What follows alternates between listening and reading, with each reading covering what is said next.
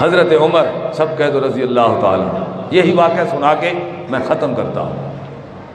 حضرت عمر رضی اللہ تعالیٰ عنہ کے دور میں یہ مورخین نے لکھا ہے، آپ رضی اللہ تعالیٰ عنہ نے کچھ صحابہ کو کہا کہ ایسے کرو، ایک صوبہ ہے جو خالی پڑا ہے، اس میں گورنر نہیں ہے،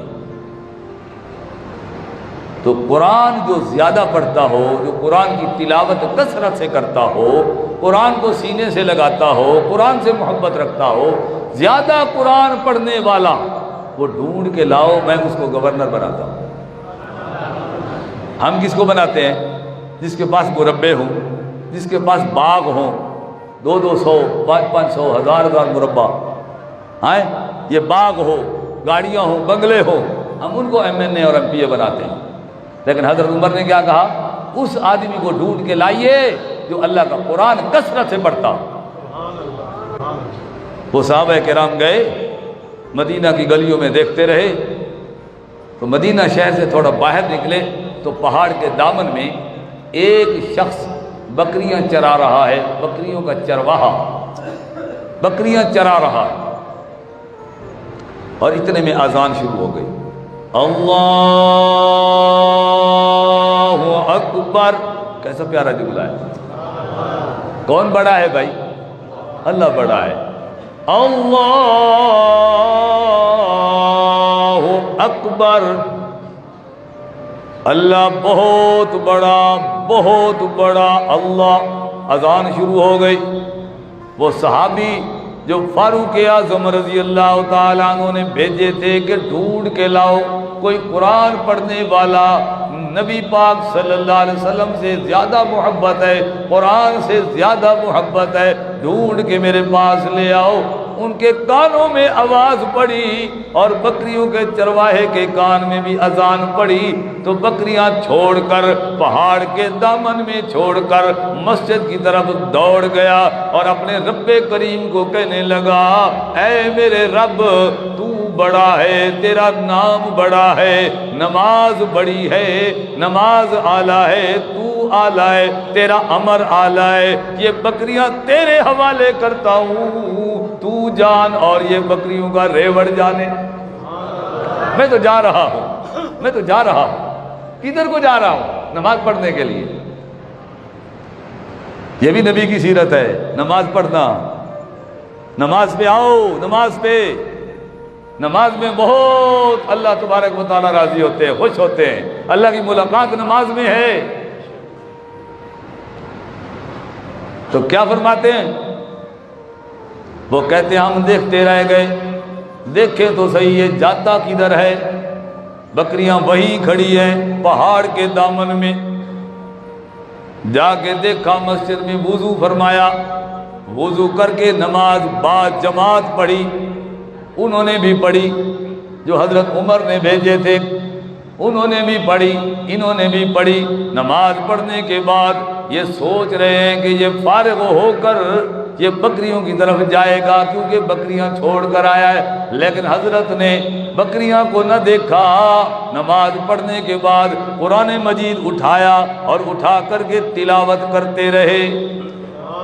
وہ حیران ہو گئے، کتنا عظیم انسان ہے، اس کو مال کی پرواہ نہیں، اس کو پیسوں کی، جانوروں کی کوئی پرواہ نہیں. اللہ کے قرآن کی تلاوت کر رہا ہے. وہ پڑھتا رہا پڑھتا رہا. پھر جب قرآن مجید کو بند کیا، الماری میں وہاں جو بھی جگہ تھی وہاں رکھا، اور رکھ کر پھر بچے آ گئے محلے والے، ان کو پڑھانے بیٹھ گیا. انہوں نے کہا یہ نہیں آتا آج، یہ آج نہیں آتا بکریوں کی طرف، یہ آج ہماری بات بھی نہیں سنتا.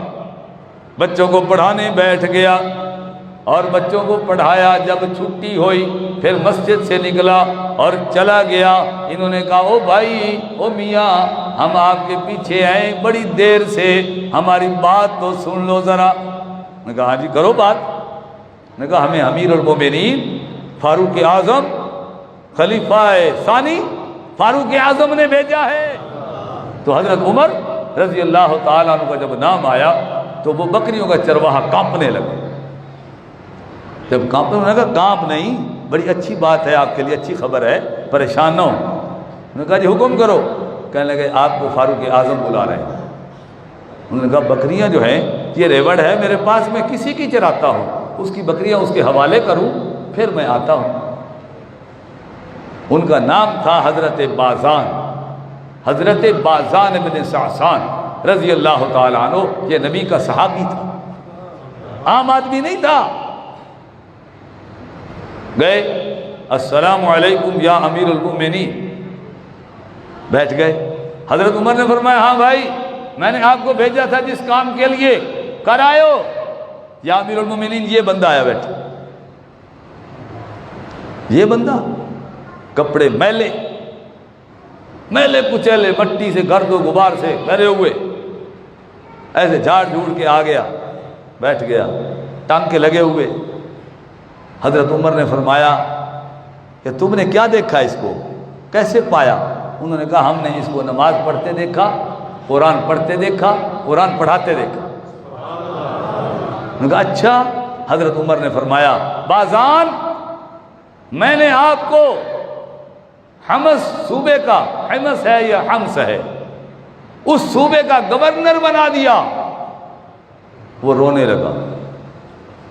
میرے جیسا ہوتا میں تو کہتا بھی جان چھٹی، مسجد سے بھی مقتدیوں سے دانے لیتے ہیں، تنخواہیں لیتے ہیں، جان چھٹی گورنر بن گیا، میں تو خوش ہو کے قبول کرتا۔ آپ میں سے کسی کو گورنر نہیں ملتی، پلیٹ میں ڈال کے خوش ہوتے، لیکن حضرت بازان رو رہے ہیں۔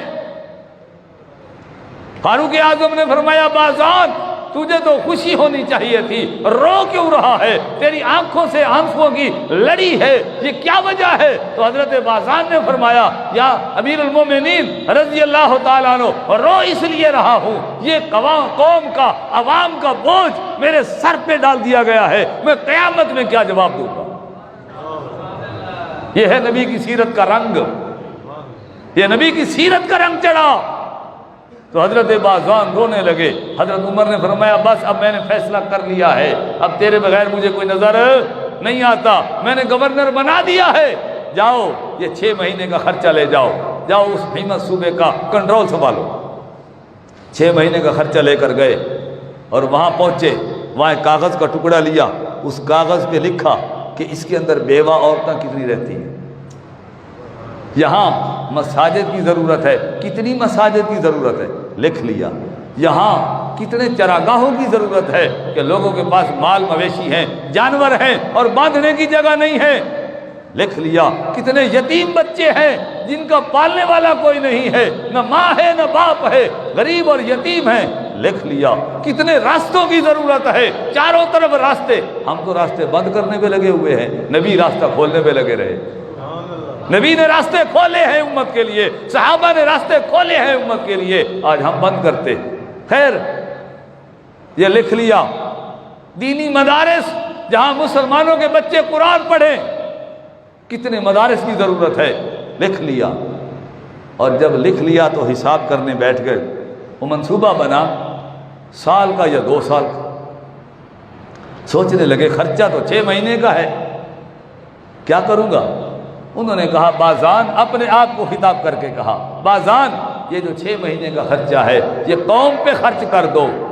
آپ صبح کو اٹھ کر ایک کھجور کا دانہ اور ایک پانی کا گھونٹ، ایک کھجور کے دانے سے روزہ رکھ اور ایک پانی کے گھونٹ سے افطار کر لینا، یہ زندگی تو گزار دے اور یہ پیسہ قوم پہ خرچ کر دے، اس میں اللہ برکت ڈال دیں گے اور اللہ راضی ہو جائے گا، قیامت والے دن مصطفیٰ راضی ہوگا، یہ کر لے۔ اور 6 مہینے کا خرچہ قوم پہ خرچ کیا۔ 6 مہینے گزر گئے، 7 گزر گئے، 8 گزر گئے، 9 گزر گئے، سال گزر گیا۔ جو فاروق اعظم کے پاس بیٹھے ہوئے تھے صحابہ کرام، انہوں نے کہا یا امیر المومنین، بازان نے کچھ بنا لیا ہوگا جو ابھی تک آیا نہیں۔ حضرت بازان کو مدینہ میں واپس آنا چاہیے تھا، آپ نے 6 مہینے کا خرچہ دیا تھا کہ 6 مہینے کے بعد واپس مدینہ تشریف لائیں، لیکن وہ آئے نہیں ہیں۔ معلوم ہوتا ہے کوئی پلازے بنا لیے ہوں گے، کوئی بنگلہ بنا لیا ہوگا جو واپس نہیں آئے۔ حضرت عمر نے فرمایا نہیں، وہ عام آدمی نہیں ہے، وہ آمنہ کے لال محمد الرسول اللہ کا صحابی ہے، یہ بدگمانی نہ کرو۔ تمام مسلمان حضرت عمر کو اصرار کرتے رہے، دیکھنا تو چاہیے وہ آیا کیوں نہیں۔ حضرت عمر نے سرکاری دورہ رکھا، چپ کر کے جا کے اس حمص صوبے کی جامع مسجد میں حضرت بازان بن سعسان اس گورنر کے پیچھے نماز پڑھی۔ جب سلام پھرا تو دیکھا امیر المومنین وقت کا حاکم 22 لاکھ مربع میل کا حکمران تشریف فرما ہے۔ معانقہ کیا، ملے، کہنے لگے حضرت جی سب سے پہلے تو میں آپ کا اکرام کرتا ہوں، یہ سنت ہے، اخلاق نبوی یہی ہے، اس کے بعد آپ پوچھوں گا کیسے تشریف لائے۔ میں تو غریب آدمی ہوں، آپ کو کسی بڑے تکڑے امیر کے گھر لے جاتا ہوں، وہاں آپ کی دعوت کروں گا کیونکہ آپ بڑے ہیں، بادشاہ ہیں، امیر المومنین ہیں۔ حضرت عمر نے فرمایا نہیں، جو آپ کے پاس دال ساگ ہے مجھے اپنے گورنر ہاؤس میں لے چل۔ اس وقت کے مسلمان جو موجود تھے وہ کہنے لگے یا امیر المومنین یہ اپنے گورنر ہاؤس میں کیوں نہیں لے جاتے؟ حضرت عمر نے اصرار کیا وہی لے چل۔ گئے، چلتے چلتے اس صوبے سے باہر نکل گئے، وہ جو ساتھی حضرت عمر کے ساتھ تھے وہ کہنے لگے شہر چھوڑ کے پتہ نہیں کہاں لے کے جا رہا ہے۔ گئے، ایک ککر کا درخت آیا، ککر کا درخت، اس درخت کے نیچے ایک جھونپڑی، کھڑے ہو گئے، فرمایا یا امیر المومنین یہ میرا گورنر ہاؤس ہے، یہ میرا گورنر ہاؤس ہے۔ وہاں ٹھہر گئے۔ حضرت عمر نے فرمایا بازان میں تیرے گورنر ہاؤس میں داخل ہو سکتا ہوں؟ ہاں بالکل، آپ تو امیر المومنین ہیں۔ حضرت عمر اندر داخل ہوئے، دو چیزیں ملی۔ کتنی ملی؟ اس گورنر ہاؤس میں دو چیزیں ملی، ایک بکری کا چمڑا، ایک لکڑی کا پیالہ۔ حضرت عمر نے وہ بکری کا چمڑا اٹھایا اور ایسے لہرا کر کہا بازان اس بکری کے چمڑے کو کیا کرتا ہے؟ تو حضرت عمر رضی اللہ تعالیٰ عنہ کے اس صحابی بازان بن سعسان رضی اللہ تعالیٰ عنہ نے فرمایا یا امیر المومنین میں اس بکری کے چمڑے پہ جب نماز کا ٹائم ہو جاتا ہے مصلی بنا لیتا ہوں، جب کھانا میسر ہوتا ہے اس کو دسترخوان بنا لیتا ہوں، اور جب مجھے نیند کا غلبہ ہو جاتا ہے اس کو بستر بنا لیتا ہوں۔ میرا بستر بھی یہی بکری کا چمڑا ہے، میرا دسترخوان بھی یہی بکری کا چمڑا ہے، اور میرا مصلی بھی نماز کے لیے یہی بکری کا چمڑا ہے۔ اچھا اس لکڑی کے پیالے کو کیا کرتے ہو؟ فرمایا اس لکڑی کے پیالے سے میں 3 کام لیتا ہوں، اس میں پانی بھی پی لیتا ہوں، سالن مل جائے سالن بھی ڈال کے روٹی کھا لیتا ہوں، دودھ مل جائے اس میں دودھ ڈال کے دودھ پی لیتا ہوں۔ یہ میری زندگی کا گزر اوقات ہے۔ حضرت عمر زار و قطار رونے لگے۔ حضرت بازان نے فرمایا یا امیر المومنین عمر بن الخطاب میں بھی ایک سوال کرتا ہوں، میرا سوال یہ ہے جواب دیجئے آپ نے اچانک چھاپا کیوں مارا؟ امیر المومنین ہیں، آپ پہلے اطلاع دیتے، بتاتے تاکہ میں آپ کے لیے کوئی جو استقبال کرتا اور بڑے بڑے اکرام کرتا۔ آپ وقت کے حاکم ہیں، امیر المومنین نے اچانک چپکے سے چھاپا کیوں مارا؟ حضرت عمر نے فرمایا بازان یہ لوگ اصرار کر رہے تھے بار بار کہ وہ آیا کیوں نہیں، 6 مہینے کا خرچہ لے کر گیا تھا، واپس مدینے کیوں نہیں آیا، اس لیے ان کے اصرار پر میں نے سرکاری دورہ رکھا ہے، میں اچانک آ گیا ہوں۔ تو حضرت بازان کی چیخ نکلی، فرمایا یا اللہ اے میرے پروردگار، اے احکم الحاکمین، اے میرے داتا، اے میرے مالک، اے میرے خالق، اے میرے رازق اللہ، 22 لاکھ مربع میل کا حکمران جس کو کعبے کا گراف پکڑ کر آمنہ کے در یتیم محمد الرسول اللہ صلی اللہ علیہ وسلم نے اللہ سے مانگا تھا، آج اس عمر کا میرے اوپر شک پڑ گیا ہے تو مجھے موت دے دے، اس سے بہتر مجھے موت عطا کر دے۔ مورخین نے لکھا حضرت بازان نے کلمہ پڑھا لا الہ الا اللہ محمد الرسول اللہ، اسی گورنر ہاؤس کے اندر، اس جھوپڑی کے اندر فاروق اعظم کے قدموں میں جان آفرین کے حوالے کر، اور حضرت عمر روئے۔